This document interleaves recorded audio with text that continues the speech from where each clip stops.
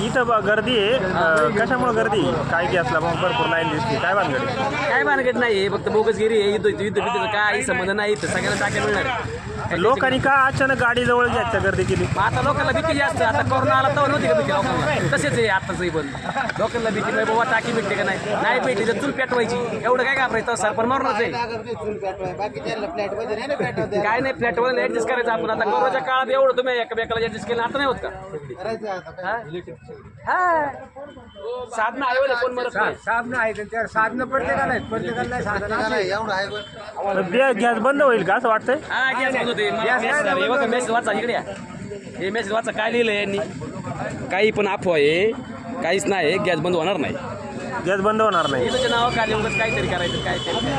ऐका तुम्ही बरं का, याचे मेसेज मोबाईलवरती येतात का गॅस बंद वगैरे होणार नाही, सुरळीत मिळणार आहे का? इथं तुम्ही तर सगळ्यांनी गर्दी केलेली, काय सांगाल? मी काय दुःख बोगस तर काय वाटतंय? यांनी काय सांगितलं सोशल मीडियावर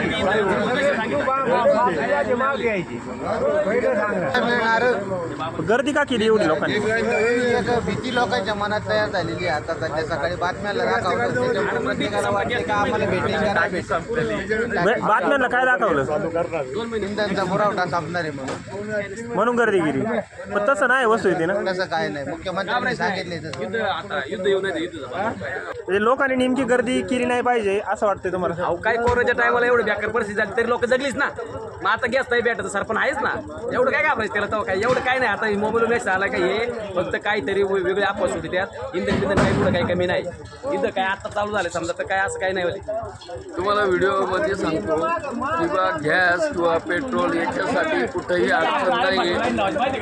इराकने आपल्याला पाठवून दिलेले तेल साठा वगैरे, हे गॅस एजन्सीचे लोकांची नाटकं चालली ब्लॅकने पैसे कमवायसाठी. आणि ओके,